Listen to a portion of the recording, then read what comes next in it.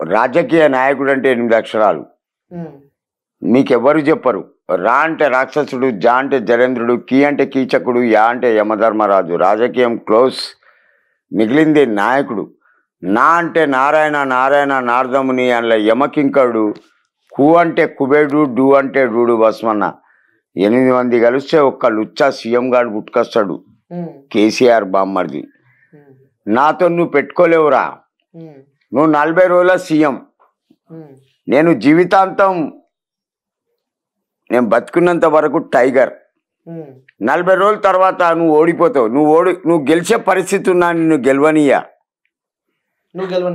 నిన్ను నేను గెలవనీయా. ఎందుకు తెలుసా? నీ అంత పాపాత్ముడు ఎవరు లేడు బే. కొడుకును సీఎం చేయాలని తహతహలాడుతాను. కల్వకుంట్ల చంద్రశేఖర్. ఓకే, కల్వకుంట్ల నీ ఇంటి పేరు, చంద్రశేఖర్ నీ పేరు. మరి కల్వకుంట్ల కవిత ఏంటి బే? పెండ్లి కాలా లేక దానికి మొగనికి ఇంటి పేరులా?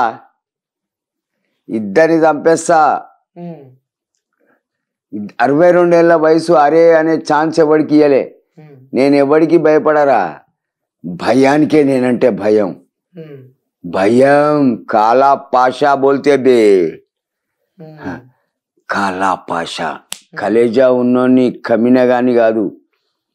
ఎవడైనా సరే, Mahmood Ali home minister, anything తొక్కి తొక్కి నడుస్తా. ఒక్కనే తిరుగుతా. మేకల మందం తీసుకొని తిరిగా. చిరుతపురు లెక్క నడుస్తా.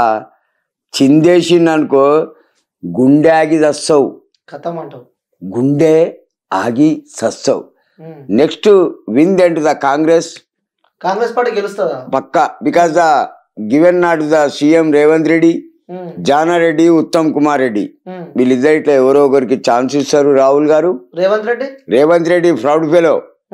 దండమన్నా అంటే నమస్తే పెట్టాడు. వాని 2 సార్లు గాంధీ భవన్ పైన.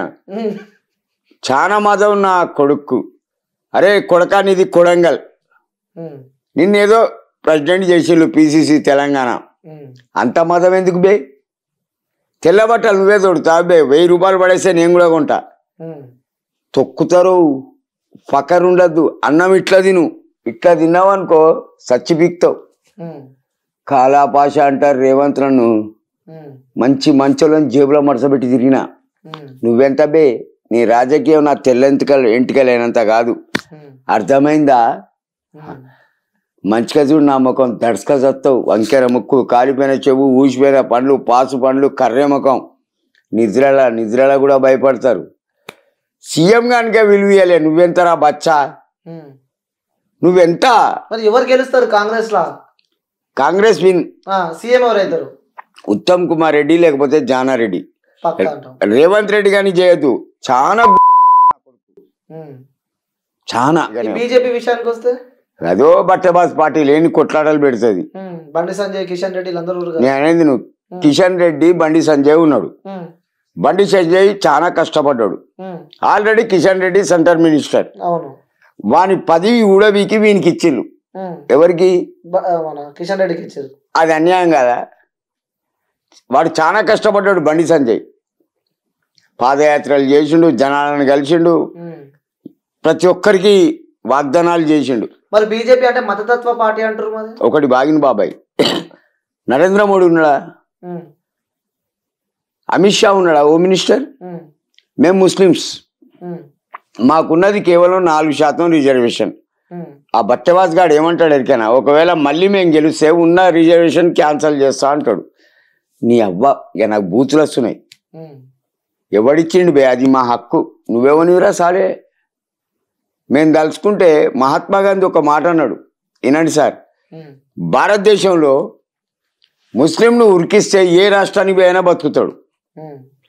భారతదేశం వదిలి ఒకవేళ అనదర్ క్యాస్ట్ను మేము ఉరికిస్తే ఎక్కడ బతకలేరు. ఇది పచ్చి నిజం బాబాయ్, పచ్చి నిజం. మహాత్మా గాంధీ అన్నాడు, చచ్చిపోయాడు కానీ మేము ఎక్కడికి పోయినా అవభయ్ అంటారు. దాబాబాయి బతుకు, నీ కష్టం నీది. కానీ వీళ్ళని ఉతికిస్తే మేము ఇప్పుడు మాకిద్దరు ఉన్నారు పురాణ బస్సిలా, సలావుద్దీన్ కొడుకులు. ఓవైసీ కొడుకులు వేస్ట్ క్యాండిడేట్లు, వాళ్ళు కూడా వేస్ట్. వాళ్ళకి అభిమానంతో ఎవడు ఓటేయడు, భయానికే ఓటేస్తారు. ఇప్పుడు మీ ఇల్లు ఉన్నది, మీకేదో ప్రాబ్లం, ఇల్లు అమ్ముతున్నారు, బస్తీ పైల్వాన్ పర్మిషన్ తీసుకోవాలి మీరు. దాదా ఉంటాడా గుండా, వాడిని పర్మిషన్ తీసుకుంటేనే ఓకే, లేకపోతే కొనేటోడు కొనడు, అమ్మేటోడు అమ్మడు. పిచ్చ కొట్టుడు కొట్టినా బాబాయ్ పైల్వాన్. ఈ అన్వర్ పైల్వాన్ దగ్గర ఉంటారు షాగిర్లు ఇద్దరు, వీడిని షూట్ చేయలే సలావుద్దీన్ అని కొడుకును, వాని దగ్గర ఇద్దరు ఉంటారు.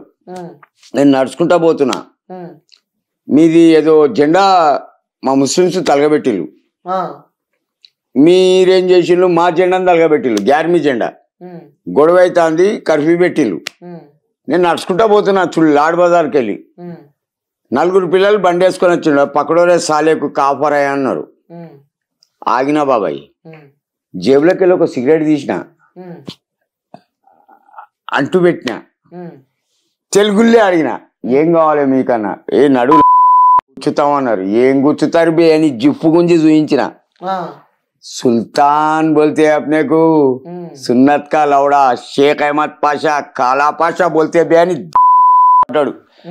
నీ కత్యానంగా నా చెప్పుతో సమానం సాలే, నా చేతులే నా ఏళ్ళే కత్తులు, బొట్లే ఏలు కుచ్చి గుంజిననుకో పేగులు వెళ్తే ఇంటి దానిక భరోసా,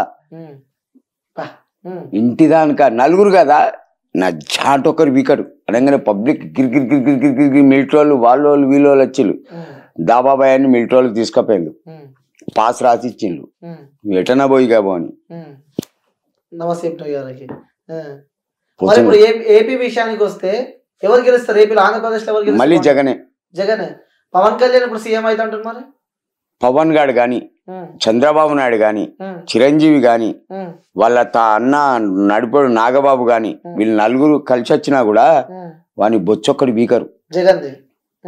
జగన్ ఏం చేస్తాడు అంటున్నారు ఆంధ్రప్రదేశ్? ఒకటి బాగిన బాబాయ్, వాడు చేస్తాడో చేయడు. ఒకటి బాగిన వాడు ఒక పులి, వాని చెల్లె షర్మిల చిరుత పులి, వాని అమ్మ జయమ్మ అడవికే రాణి. విజయమ్మ ఇక వైఎస్ఆర్ గారు అంటారా, ఈజ్ ద టైగర్. ఇష్టమా మీకు? చాలా. ఆరోగ్యశ్రీ 108 ఆ 2 పథకాల వల్ల కొంతమంది 1000 మంది పిల్లలు బతికిందండి. నా భార్య బతికింది ఆరోగ్యశ్రీ వల్ల. అందుకే అతనంటే నాకు అభిమానం. లోటస్ పాయింట్ లా అతని ఇల్లు. అవును, అప్పుడప్పుడు పోతా, సంవత్సరానికి ఒకసారి 2 సంవత్సరాలకు ఒకసారి. లోటస్ పాయింట్ కి ఇంటి ముంగట కట్అవుట్ ఉంటది వైఎస్ఆర్ది. ఒక మంచి పాట పాడతాడా. పాట ఒక్కసారి మా కోసం. నీ ముసి నవ్వులను దోసిల్లో దాసుకుంటాము, నీ చిరునవ్వుకౌ మేము పాదాభివందనం చేస్తాము, వైఎస్ఆరో వైఎస్ఆరో. ఆ ఇంట్లో షర్మిల ఉన్నా, జగన్ గారు ఉన్నా, జయమ్మ మేడం ఉన్నా, ఆ పెద్ద మనిషిని మీది పంపంటారు. సెక్యూరిటీ వచ్చి సార్ మిమ్మల్ని పిలుస్తారంటారు. నేను మీదికి వెళ్ళిపోతా, కాఫీ స్టఫ్ ఇస్తారు, స్నాక్స్ ఏదో ఒకటి తాగుతా. ఎక్కడి నుంచి వచ్చినావు తాత అంటే ఇట్లా వరంగల్కి వెళ్ళి వచ్చినాను. మరి ఇక్కడికి ఎందుకు వచ్చినావు అంటే ఆ దొరది కటోడు చూసి నాకు అభిమానం అమ్మా అంట. 1000-2000 వాళ్ళకి తోచింది జేబులో పెడతారు. చాలా విలువిస్తారు సార్ నాకు. అంటే వైఎస్ రాజశేఖర రెడ్డి పేరు వినగానే మీ కళ్ళ నుంచి నీళ్ళు వచ్చినాయంటే మాకు అప్పుడే అర్థమైపోతుంది ఎంత అభిమానం అంటే మీకు. ఏమైనా చేస్తారు సార్.